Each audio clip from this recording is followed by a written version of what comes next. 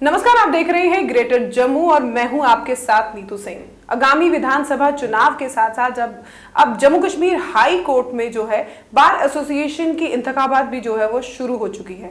अब जो हलचल है बार जम्मू के हाई कोर्ट में, उस पर बातचीत करने के लिए आज हमारे साथ मौजूद है एडवोकेट उमा कपाही। उमा कपाही जी, आपका ग्रेटर जम्मू में स्वागत है। Thank you ma'am. आगामी विधानसभा चुनाव तो चल ही रहे हैं और लेकिन अब देखा जा रहा है कि जम्मू कश्मीर हाई कोर्ट में भी जो है अब एक सुगबुगाहट जी जो इलेक्शंस की है वो देखने को नजर आ रही है। खासकर अगर यंग जो बार एसोसिएशन के मेंबर्स हैं उनमें काफी जो है इस समय हलचल जो है तेज हो चुकी है। तो ये आखिर में है क्या? पहले तो हमारे जो लेजिस्लेटिव असेंबलीज के इलेक्शंस है वो आ गए हैं और बहुत टाइम बाद इस टाइम जो है बहुत चैलेंजिंग होने वाला है। वुमेन एम्पावरमेंट की हम बात करते हैं, वुमेन रिप्रेजेंटेशन की बात करते हैं, वो तो यहाँ पर इस बार दिखी ही नहीं, किसी भी पार्टी से नहीं दिखी। तो वुमेन एम्पावरमेंट को हमने सिर्फ हवाओं में ही रखा हुआ है। तो अब हमारे जो बार एसोसिएशन के इलेक्शन है उसका भी टेन्योर जो है वो ऊपर हो चुका है, 1.5 साल से ज़्यादा हो चुका है। तो यही हमें आशा है कि इसके जैसे इलेक्शंस हमारे ये वाले ख़त्म होंगे तो उसके बाद हमारे वो भी इलेक्शंस हो जाएंगे। एंड इस बार जो वुमेन हैं वो आगे आ रही हैं, वो और अपने कंटेस्ट करना चाहती हैं वो इलेक्शंस, और उनके मैंडेट्स में भी बहुत सारी चीज़ें जो अभी क्योंकि नोटिफिकेशन निकली नहीं है तो इसलिए कोई ज़्यादा डिस्क्लोज नहीं कर रहा है। बट ये है कि कैंपेनिंग चल रही है एंड कैंपेनिंग के साथ लोग जो है वो चाहते भी हैं कि अब इलेक्शंस हो जाने चाहिए कोर्ट में, और स्पेशली यंग लॉयर्स, क्योंकि यंग लॉयर्स जैसे एक ऐसी टीम होती है जो एक हमारी बोलते हैं कि बिल्कुल ग्राउंड लेवल पे जो टीम है वो रूट्स को स्ट्रॉन्ग करके ऊपर बंदा जो है सीनियरिटी पे आता है। तो वही अगर हमारी थोड़ी स्ट्रॉन्ग होगी तभी जो अपब्रिंगिंग रूट्स होती हैं वो ज़्यादा और स्ट्रॉन्गर हो सकती हैं।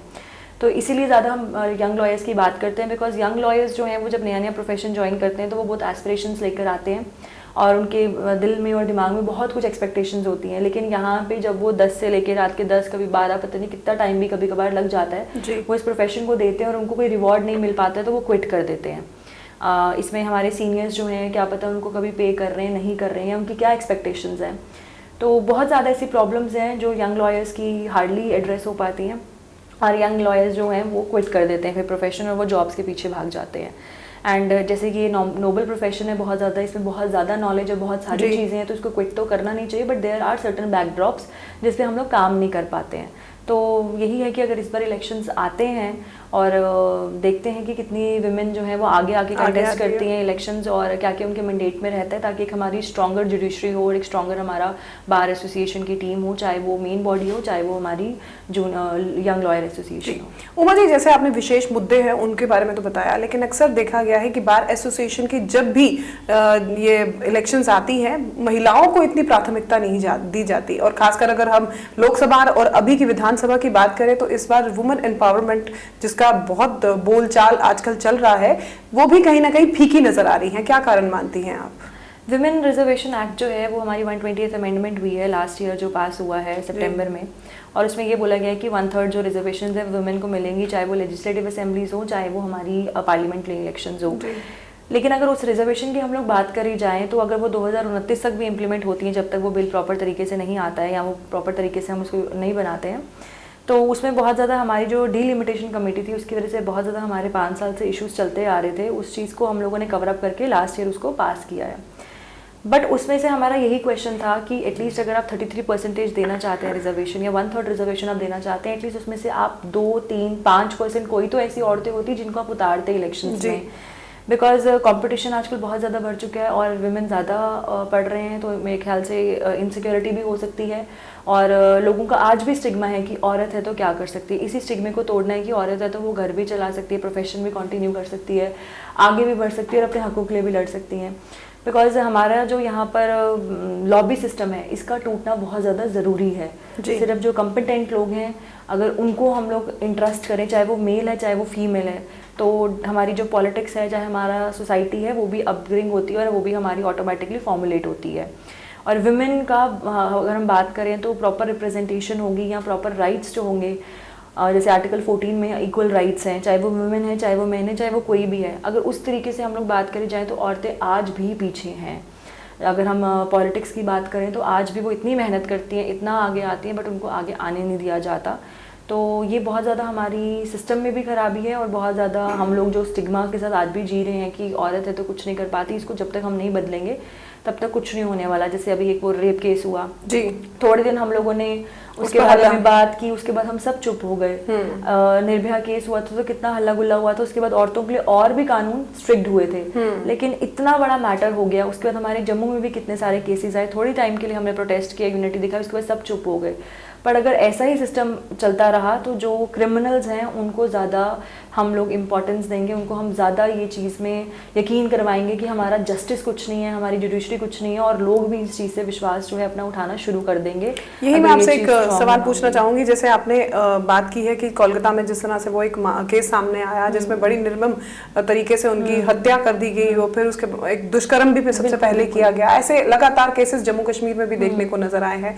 क्या इसको रोकने के लिए जुडिशरी ने कभी कोई ऐसा एक्ट तैयार नहीं किया? क्योंकि अक्सर देखा जाता है लड़कियों के ऊपर अत्याचार आज भी वही है जो आज से सालों पहले हुआ करता था, उसके लिए जुडिशरी कोई ऐसा स्टेप क्यों नहीं बनाती?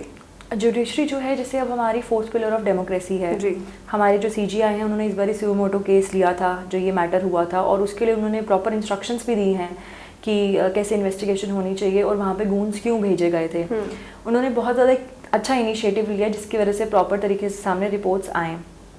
बट बीच में जैसे मैंने आपको बताया लॉबी सिस्टम्स होती हैं, इतना कुछ होने के बाद भी जो लोग हैं वो अप फ्रंट पे नहीं आते हैं, और अगर आते हैं तो I don't know what is the reason वो क्यों बैक ड्रॉप कर जाते हैं। और ये कि हमारा सोसाइटी में ये जो चीज़ है ये एक बहुत बड़ा चैलेंज है जिसको हम लोगों ने ओवरकम करना है, क्योंकि हम लोग जब तक रूल्स को बनाकर प्रॉपर तरीके से हम लोग उनको फ्रेम नहीं करते हैं या इम्प्लीमेंट नहीं करते हैं, बिकॉज जो इम्प्लीमेंटिंग एजेंसीज होती हैं लाइक पुलिस भी इन्वॉल्व है इसमें, एडवोकेट्स भी इन्वॉल्व हैं, जब तक हम लोग जो है इसको प्रॉपर तरीके से इम्प्लीमेंट ना होने दें तब तक जो है जो लॉ बना है उसका कोई फ़ायदा ही नहीं है। अब बहुत ज़्यादा ऐसे लॉ ज़रूरी नहीं है कि हमेशा लड़का भी गलत होता है, अगर हम दूसरे कंटेस्ट में देखें लड़कियां भी गलत होती हैं, तो हम जेंडर इक्वालिटी क्यों नहीं प्रमोट करते हैं जी। वो क्यों हमेशा हम लोग उसको हवाओं में रखते हैं। बट जुडिशरी बहुत ज़्यादा इंपॉर्टेंट अपना रोल प्ले करती है जब ऐसे केसेस आते हैं। बट हमारा बैकड्रॉप ये है कि बहुत ज़्यादा टाइम भी लग जाता है, बहुत ज़्यादा ह्यूमन रिसोर्सेज भी नहीं होती हैं, तो जिसकी वजह से लोगों को विश्वास भी उठना शुरू हो जाता है। तो वो हमारे में होता है कि हमने उनको कैसे विश्वास दिलवाना है और कैसे सोसाइटी को जुडिशरी पे पूरा का पूरा जैसे बोलते हैं विश्वास दिलवाना है कि वो है, आप डरो मत। और अगर कल को उनके साथ कुछ भी गलत होता है और वो आवाज़ उठाते हैं तो उस आवाज़ को उठाने के लिए लोग उनका साथ दे रहे हैं, ना कि उनके अगेंस्ट हो रहे हैं। जी, आप यंग एडवोकेट हैं और काफ़ी समय से एसोसिएटेड हैं चीज़ों के साथ, चाहे आप सोशल एक्टिविस्ट भी हैं, आपको कई बार हम लोगों ने ऐसी हरकतों में देखा है एक्टिविज्म में। तो ऐसा आप कैसे मानती हैं कि जिस तरह से अब बार एसोसिएशन की जो है आगे इलेक्शन आने जा रही है, आप एडवोकेट हैं, तो बीइंग एज एडवोकेट आपका क्या रोल प्ले है वहाँ? पहले तो अभी नोटिफिकेशन आएगी, उसके बाद हम लोग सोच रहे हैं कि इस बार हम भी कंटेस्ट करेंगे, बिकॉज हम लोग जब किसी को अपॉइंट करते हैं तो हम बोलते हैं कि उसने कुछ नहीं किया, तो ये बहुत चैलेंजिंग होता है। तो अगर आप खुद खड़े होते हैं और आप खुद की आवाज़ उठाते हैं और आपको पता है कि ग्राउंड लेवल पे बहुत ज़्यादा प्रॉब्लम्स हैं और बहुत ज़्यादा यंग लॉयर्स बीइंग, मैं तो सेकंड जनरेशन लॉयर हूँ तो शायद मेरे लिए उतनी प्रॉब्लम्स नहीं होंगी। जब हम फर्स्ट जनरेशन लॉयर से मिलते हैं उनके पास बहुत ज़्यादा प्रॉब्लम होती है, दिक्कत होती है, एक्सपीरियंस चाहिए होता है, एंड मिनिमल अमाउंट जो रिवॉर्ड्स होते हैं जो हम स्टाइफन के तौर पर देखते हैं, जैसे केरला कोर्ट ने मैंडेटरी किया हुआ है, अगर वो सब चीज़ें हम लोग यहाँ पर लाएँ तो हमारा जुडिशरी ऑटोमेटिकली स्ट्रॉन्ग होती है। बिकॉज जो नए नए बच्चे आते हैं स्कूल कॉलेजेस से निकल के, उनको एक्सपेक्टेशंस होती हैं और जब वो अपने 3-4 साल देते हैं या 2 साल भी देते हैं तो वो क्विट कर देते हैं प्रोफेशन और जॉब्स के पीछे भागते हैं। उसका रीज़न यही है क्योंकि उनको रिवॉर्ड नहीं मिल पाता।